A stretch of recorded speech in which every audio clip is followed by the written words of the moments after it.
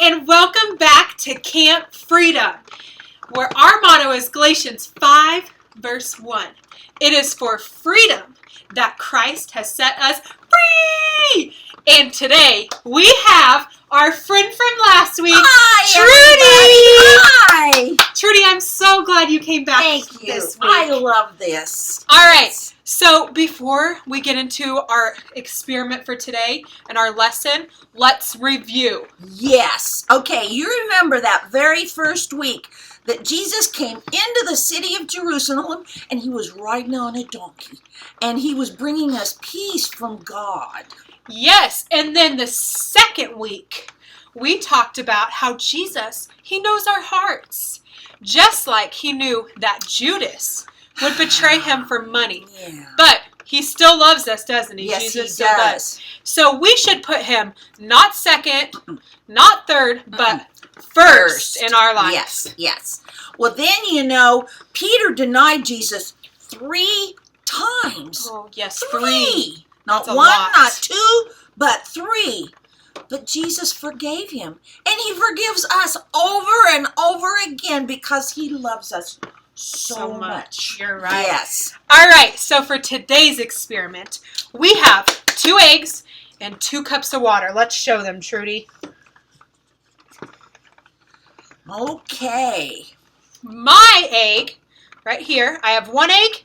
Trudy has the second egg, and we both have cups of water. Yeah. Cheers. And on the count of 3, we're going to drop the eggs in, and we're going to see what happens to them. Okay. I don't know if they're going to do the same thing. Are you ready? Ready. 1, 2, 3. Look. Yours is Why is the egg in the water? floating. Yours is Yeah. floating, but mine, Yours is sinking. you can't see it. It's clear on the bottom. And you mine's can right see. up here at the top. That is so weird. Oh. I don't know. You know, I wonder, you want to know why this egg? Yes, please. This egg? Why is that doing that? Well, Oh. so this egg is floating Oh. because I put a little secret in that water to help it float. Because usually eggs sink. Like if you ever boil an egg in water, it always sinks to the bottom of the pan. But this water, I put salt in it so the egg would rise up to the top. So the salt made the egg rise up? Yes. That is so cool. It is pretty yes. cool. You know, that actually reminds me of our lesson for today.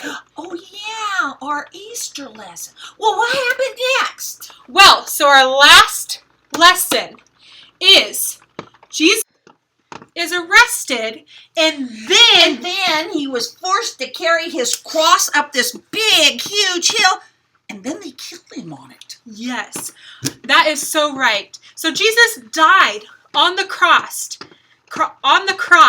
and then what do you think happened next? Well, you know, when people get buried after they die, so I'm going to guess that Jesus did too. You're right. He sure did. Yay. Jesus was buried in a tomb, but here's the thing. It wasn't just like a tomb that we see now where there's a gravestone. They rolled a huge stone in front of it that weighed like a ton. I don't even want to guess how much it weighed, just like a lot. And so it took many soldiers to roll that stone in front of Jesus' tomb. That sounds like a huge, heavy stone. Yes, it was. Because, you see, the soldiers thought that Jesus' friends would steal Jesus' body. Because they had heard that Jesus was saying he would come back to life. So they thought that they were going to steal the body. Oh, my goodness. Well, but with that big stone there was no way that his friends would be able to do that. Oh, no. They even had 2 soldiers standing outside Jesus' tomb so they could definitely 100% make sure that his friends wouldn't come and steal the body. Boy, were they making sure nobody was going to get in there and steal that body. Yes. Whoa. So you can imagine to Jesus' friends' surprise when they went to the tomb on Easter morning, and the stone was gone, the soldiers weren't there, and Jesus was not there either. Say what? You mean Jesus wasn't in the tomb? No. He wasn't. The stone was gone, but how?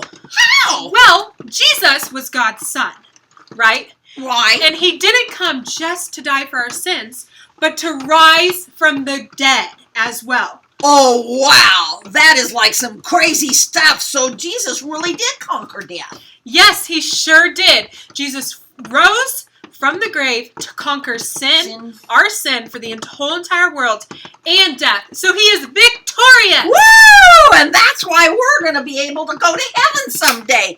If we believe in Jesus, right? We have to do that, right? Yes, exactly. Okay. If we believe that Jesus not only came to die for our sins, but that he rose from the dead, then we get to be in heaven someday with God and Jesus. That's like some amazing stuff to celebrate. It sure is. That's why, even though with all this crazy stuff going on, during Easter, I was still able to celebrate and have joy because Jesus defeated sin and death.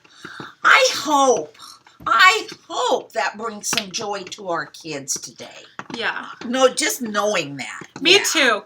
I hope that all the kids today can believe this truth, that Jesus came to defeat our sins and to defeat death. Me too. It's so they can understand how much Jesus really loves them. Mm-hmm. And they can celebrate knowing that one day they will get to go to heaven too. Yeah, that's awesome. So at home, I want you to read with somebody at your house, John chapter 19, verse 28 through chapter 20, verse 18. Then answer the questions in the description box below.